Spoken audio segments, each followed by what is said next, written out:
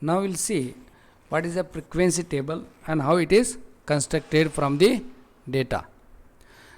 The frequency is nothing but the number of times value repeated.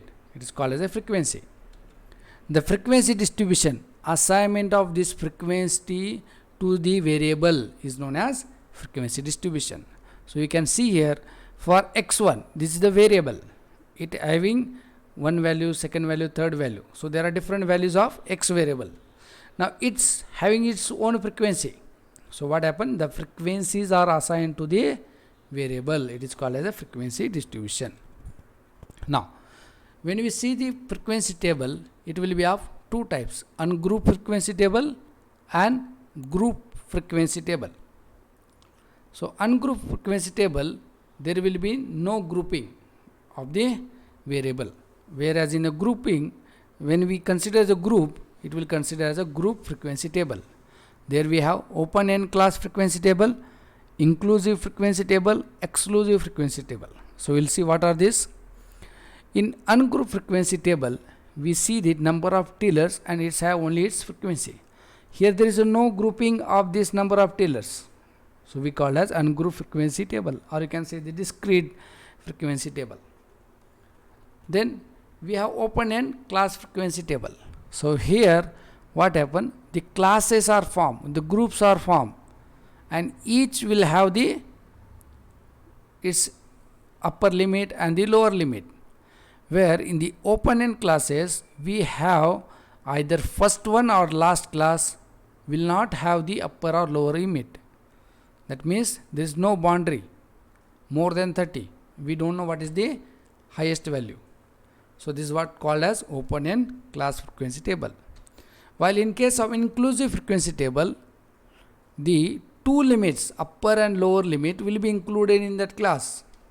So when we have discrete data, this is very useful. Exclusive frequency table. The word itself says exclusive. That means we are excluding the upper limit of each class. Okay, the lower limit is included and upper limit is excluded. So value 10 will be included into second class. Value 20 will be included into third class. Now you may say that where the 30 will be included. As it is the last class, it will be included in the last class. The value is in the last class, so it will be included. There is no further class. So the last value will be always included into last class only. Now we'll see how to construct this frequency table. Let us consider data. The plant breeder collected data on the number of tillers in the rice.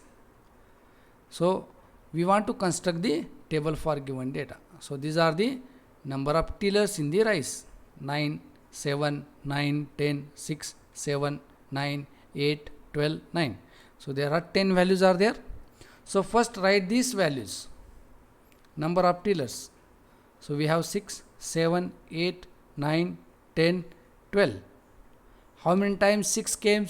How many times 7 came? How many times 8 came? We can write in the form of tally mark, and we can count as frequency. So 6 came one time, 7 came 2 times, 8 came 1 time, 9 came 1, 2, 3, 4 times, 10 came 1 time, 12 came 1 time. So likewise we have the 10 values.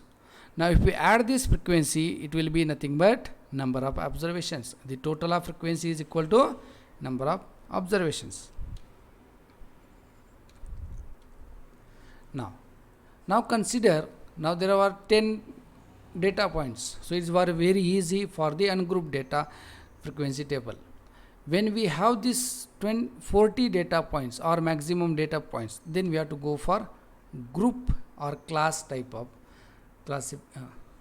We have to go for group frequency table.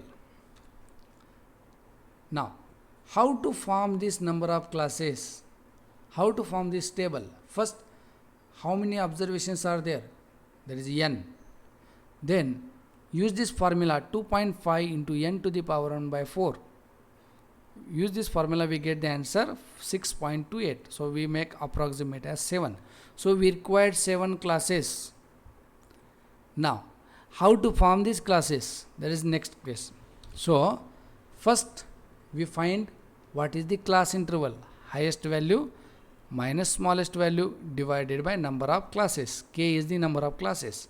So in this whole data set, the 5 is the smallest value and maximum value is 19. It may occur in different places, but it's the 19 is highest value. So we get the 2, that is a class interval is 2. That means lower and upper limit. So there is a difference of 2. That is upper minus lower limit is equal to 2. So we form as 5 to 6, 7 to 8, 9 to 10, 11 to 12, 13 to 14, 15 to 16 and 17 to 19. So this is which type of class? Inclusive. It is a inclusive type of frequency table. So we see that 5 and 6 comes, 5 and this 5, 6 comes in 3 times. So it may be 5, it may be 6. We don't know exact. We don't know exact. Any number between this 9 or 10, it may be any number. So likewise we can form the frequency. So total is 40. Sum of frequency equal to number of observations. Now, what is relative frequency?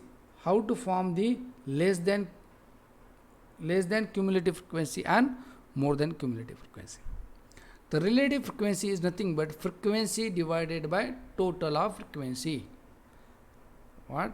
Frequency divided by total of frequency. So each frequency is divided by 40. 3 by 40, 5 by 40, 15 by 40, 4 by 40, 6 by 40, 2 by 40, 5 by 40. So we get the values 0.075, 0.125, 0.375, 0.1, 0.15, 0.05, 0.125. Now, if we add this relative frequency, it will be equal to 1. It will be equal to 1 because it is obvious. Summation of x1 plus x2 plus x3 x1 divided by n.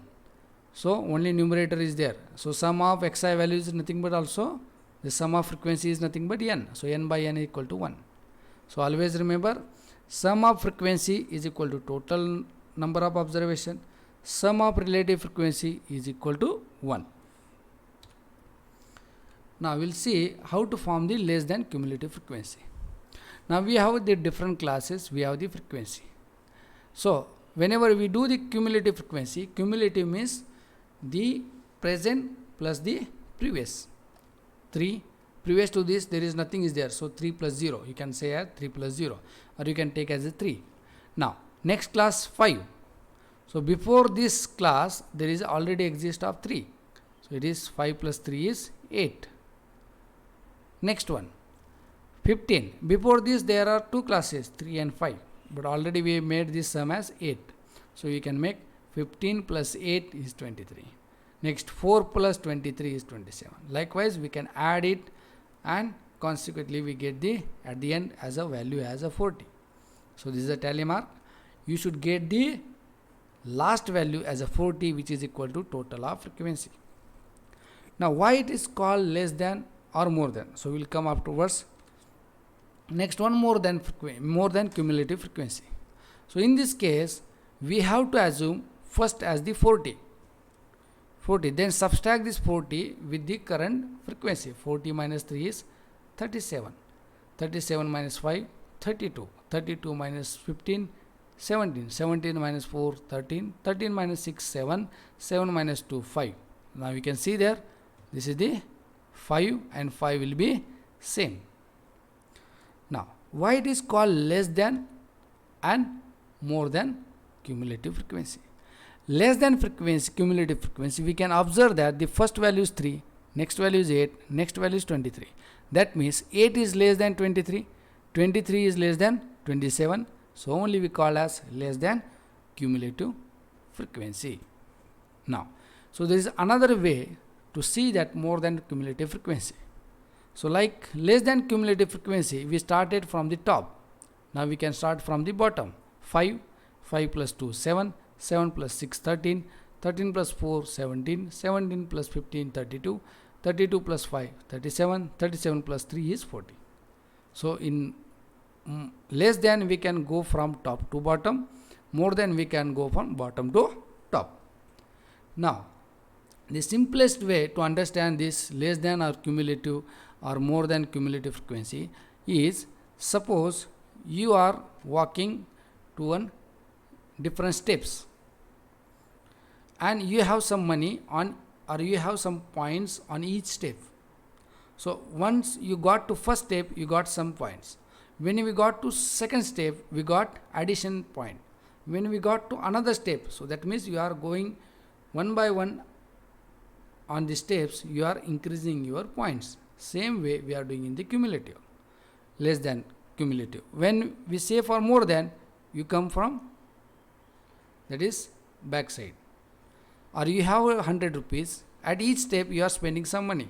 So at each step you are losing some money. At the end you will get what is the last amount you are having. So you can understand less than cumulative and more than cumulative frequency, how to calculate relative frequency, and how to form the frequency table. Thank you.